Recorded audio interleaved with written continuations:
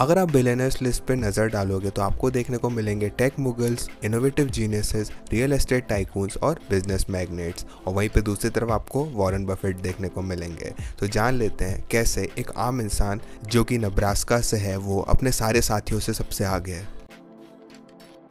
शुरुआत करें तो वॉरेन बफेट शायद सबसे सिंपल और मॉडेस्ट मेगा बिलियनर हैं। आज के दिन तक वॉरेन बफेट एक घर में रहते हैं जो कि उन्होंने 1958 में खरीदा था $31,500 में, जो कि आज के $2,76,000 के बराबर है। उसके बाद से उसकी प्राइस बढ़ के वैल्यू में $6.5 लाख की हो चुकी है, मगर ये अभी भी कम है मीडियन हाउस प्राइसेस से जो कि कैलिफोर्निया में है। इसी तरह से वो एक बहुत ज़्यादा मॉडेस्ट कैडिलैक XTS चलाते हैं जो कि उन्होंने 2014 में $45,000 में खरीदी थी। इनफैक्ट वो एक्चुअली इंजॉय करते हैं मैकडॉनल्ड्स में खाना खाना। रियली जो एक ही ऐसी परचेज है जो कि महंगी है वॉरेन बफेट की, वो है उनका प्राइवेट जेट, जो कि ओरिजिनली उन्होंने उसका नाम इंडिफेंसिबल रखा था क्योंकि वो बिलीव करते हैं कि price to value ratio extremely worth it नहीं थी उसकी। मगर फिर भी आगे जाके उन्होंने प्लेन को तो ख़रीदा और ऐसा लगता है कि वो प्लेन सही चला उनके लिए, क्योंकि आज वो उस प्राइवेट जेट को इंडिस्पेंसिबल कहते हैं। एनीवेज इस चीज़ के साथ ही वॉरेन बफेट जो है वो सबसे ज़्यादा फ्रूगल मेगा बिलियनर है जब बात आती है डे टू डे लाइफ की, क्योंकि प्राइवेट जेट जो है वो हर रोज़ इस्तेमाल नहीं करते। ये काफ़ी ज़्यादा सरप्राइजिंग है क्योंकि कई और सारे बिलियनर्स है टॉप में जो कि अपने मीन्स के नीचे रहते हैं, मगर एक ऐसी चीज़ जो होती है उनकी एक टॉय या इसी तरह का जो कि $100 मिलियन का, चाहे वो मेंशन हो या फिर काफ़ी महंगा कार कलेक्शन है, जो वो रखना पसंद करते हैं। मगर ना कि सिर्फ वॉरेन बफेट मॉडेस्ट हैं जब बात आती है उनकी खुद की ज़िंदगी की, मगर वो और एक्स्ट्राऑर्डिनरीली जेनरस हैं जब बात आती है फिलैंथ्रोपी की। रिसेंटली फोर्ब्स ने एक इनहेंस्ड फिलैंथ्रोपी 400 स्कोर निकाला था। एसेंशियली ये रेट करता है हर बिलियनर के फिलैंथ्रोपी स्केल को 1 से 10 के लेके, जितना उनके पास है और कितना उन्होंने दिया है और यहाँ पे जहाँ पे डोनेट किया है उन्होंने। और जो हाईएस्ट फिलैंथ्रोपी स्कोर आया फोर्ब्स ने जो दिया है वो 5 में आया है 10 में से, और सिर्फ 10 बिलियनर्स को ये स्कोर मिला है। और ऑफ कोर्स वॉरेन बफेट जो है वो सबसे अमीर बिलियनर है इसको 5 आउट ऑफ 10 पाने के लिए। और सेकंड वेल्थिएस्ट बिलियनर जो है वो जो स्कोर लाया वो है गॉर्डन और बेटी मोर, जिसकी फॉर्च्यून $10.3 बिलियन की है। और इसे पर्सपेक्टिव में लाया जाए तो मार्क ज़करबर्ग का फिलैंथ्रोपी स्कोर 2 है, वहीं पे जेफ बेजोस और एलॉन मस्क का एक्चुअली फिलैंथ्रोपी स्कोर 1 है। इवन बिल गेट्स भी वॉरेन बफेट से पीछे हैं जिनका फिलैंथ्रोपी स्कोर 4 है। और 2006 से वॉरेन बफेट जो है वो काफ़ी ज़्यादा $37 बिलियन डोनेट कर चुके हैं। इनफैक्ट वॉरेन बफेट जो है उनके पास $123 बिलियन होते हैं आज, अगर वो एडअप कर देते हैं अपन उनके अमाउंट को जो कि उन्होंने दे दिया है। और एक ही ऐसे बिलियनर है जो कि न्यूमेरिकली उन्हें बीट करते हैं, वो है बिल गेट्स, जिन्होंने $45.4 बिलियन डोनेट किए हैं। आगे बढ़ते हुए वॉरेन बफेट जो है उनका कोई भी प्लान नहीं है कि वो अपने फिलैंथ्रोपी को रोकेंगे। वॉरेन बफेट जो है वो 90% अपनी वेल्थ को इंडेक्स फंड्स और होल्डिंग्स में कन्वर्ट करवाना चाहते हैं जब उनकी मौत होगी, और उसके बाद 99% जो है पूरी वेल्थ जो है चैरिटी को डोनेट करना चाहते हैं जब उनकी मौत हो जाएगी, जिसमें ज़्यादातर bill and Melinda Gates foundation को जाएगी। एनीवेज एक्सट्रीमली मॉडेस्ट और चैरिटेबल होना काफ़ी अच्छी पर्सनैलिटी ट्रेट्स हैं, मगर ये आपको एक्चुअली बिलियनर नहीं बनाता।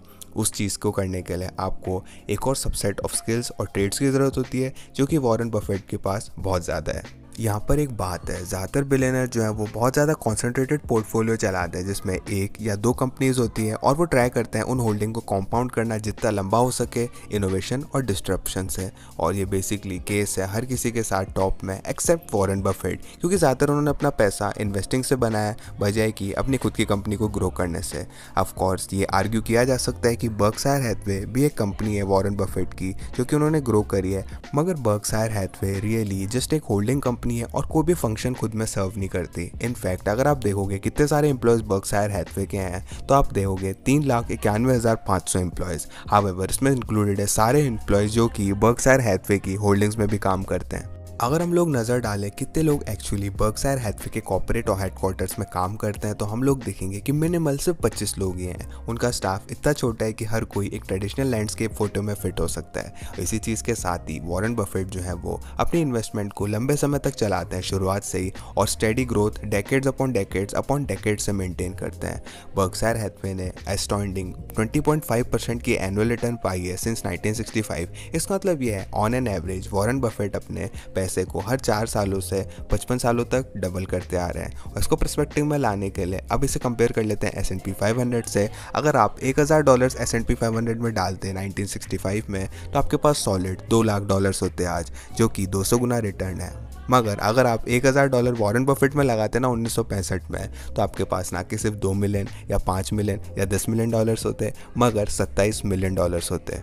दूसरे शब्दों में आप लोगों का पैसा 27,000 गुना ज़्यादा बढ़ जाता और उस रेट पे सिर्फ $40,000 लगाने से आप एक बिलियनर होते आज। और पिछले कई सालों से बर्कशायर हैथवे जो है वो मार्केट को तो बीट नहीं कर पा रहा है, मगर इसका मतलब ये नहीं कि वॉरेन बफेट अपना टच लॉस्ट कर चुके हैं, मगर ऐसा इसलिए है क्योंकि बर्कशायर हैथवे जो है इतना बड़ा बन चुका है, $500 बिलियन से भी ज़्यादा आज, कि वो एसेंशियली खुद ही एक मार्केट बन चुके हैं। और इसी चीज़ के साथ ही जब हम देखते हैं वेल्थ अकोमुलेशन और ग्रोथ स्किल्स की, तो वॉरेन बफेट जो है अपने साथी बिलियनर्स को काफी पीछे छोड़ देते हैं। आफ्टर ऑल वॉरेन बफेट ने एवरेज 20.5% की ग्रोथ रेट जो है वो पूरे लाइफ स्पैन से ज्यादा बरकरार रखी है Elon Musk, mark Zuckerberg, Larry page और सर्गे ब्राइन के। इवन जेफ बेजोस भी एक साल ही बूढ़े हैं वॉरेन बफेट की ग्रोथ स्ट्रीक के। तो अगर आप लोग शर्त लगाने वाले हो कि कौन होगा सबसे ज्यादा सक्सेसफुल रेप्लिकेट करने में अपने रिजल्ट्स को जीरो से, तो वॉरेन बफेट जो है वो सबसे सेफ शर्त रहने वाली है। आगे बढ़ते हुए हमारे पास आता है क्रिस्टल क्लीन ट्रैक रिकॉर्ड। जो कंपनीज टॉप पे हैं उन्हें कई सारे ब्लैक मार्क्स मिले हैं पब्लिक से। Apple greedy profit hungry pigs हैं, माइक्रोसॉफ्ट जो है न्यूटोरियस है उनकी हिस्ट्री सॉफ्टवेयर को कॉपी करने के लिए, फेसबुक और गूगल पर्सनल इन्फॉर्मेशन को बेचते हैं, और सारी एनर्जी और मैन्युफैक्चरिंग कंपनीज जो है इन्वायरमेंट को पल्यूट करती है। इसी बीच बर्कशायर हैथवे जो है उनका ब्लैक स्पॉट नहीं है लेबर एक्सप्लॉयटेशन और मीगर पे में।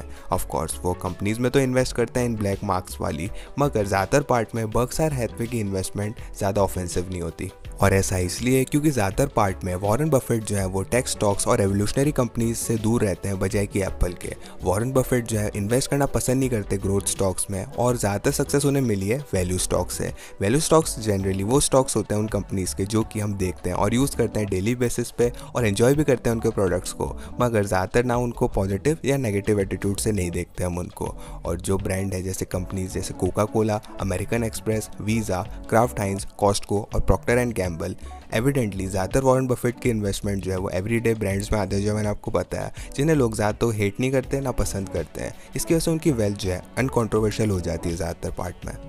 ऑलराइट, इसके बाद वॉरेन बफेट हमेशा ओपन रहे अपनी सारी इन्वेस्टमेंट, उनकी वेल्थ और ग्रेटफुलनेस से।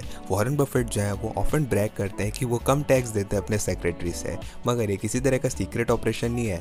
वॉरेन बफेट अपने टैक्स रिटर्न्स को रेगुलर बेसिस में पब्लिकली रिलीज करते रहते हैं और हर किसी को कहते हैं कि अपने टैक्स रिटर्न्स को देखा जाए और ढूंढ के दिखाएं कि कोई भी फ्लॉज मिलते हैं उसमें या नहीं।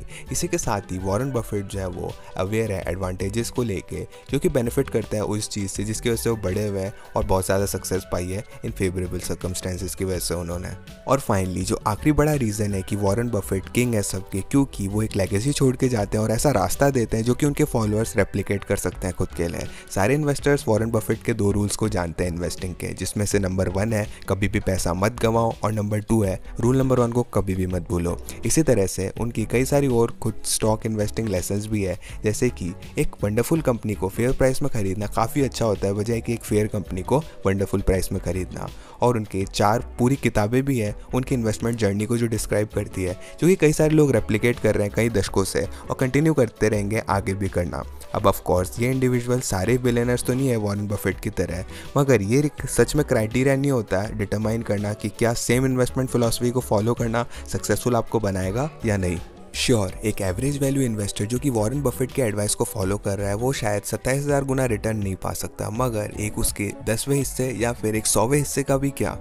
दिन के आखिर में वॉरेन बफेट की इन्वेस्टिंग फिलॉसफी जो है वो अप्लाई की जा सकती है एवरेज इंसान से एटलीस्ट डिसेंट रिजल्ट्स पाने के लिए। अनफॉर्चुनेटली ये केस नहीं है बाकी बिलियनर्स के साथ। सच्चाई तो ये है कि 22 घंटे एक दिन में काम करने को किसी भी तरह से आप अगला रॉकेट लॉन्च नहीं कर सकते 20 सालों में, और हार्वर्ड से अगर आप ड्रॉप आउट करोगे तो आप माइक्रोसॉफ्ट या फेसबुक 2.0 नहीं बना पाओगे। तो एज अ रिजल्ट हालांकि इन्वेस्टर जैसे एलॉन मस्क और स्टीव जॉब जो है वो एडमायरेबल है और इंस्पिरेशनल है एक डिस्टेंस से, उनकी जर्नी ज़्यादा एप्लीकेबल नहीं है हमारी पर्सनल लाइफ से। वहीं पे वॉरेन बफेट के साथ वहीं पे दूसरी तरफ हालांकि उनके प्रिंसिपल जो है वो आपको ऐसे स्पॉट में तो नहीं लाएंगे आपको जो कि greatest investors of all time बनाएगा, मगर आपको डेफिनेटली मदद करेंगे अपनी खुद के पर्सनल फॉर्च्यून को ग्रो करने में मिलियंस या फिर tens of millions of dollars में। और दिन के आखिर में वॉरेन बफेट सबसे ज़्यादा मॉडेस्ट और चैरिटेबल बिलियनर्स में से एक है और सबसे लॉन्गेस्ट ट्रैक रिकॉर्ड रहा है बिलियनर्स में, और सबसे ज़्यादा मॉरल और ट्रांसपेरेंट बिलियनर्स में से ये भी एक है। और उनकी लेगेसी मोस्ट एप्लीकेबल है एक आम इंसान के साथ,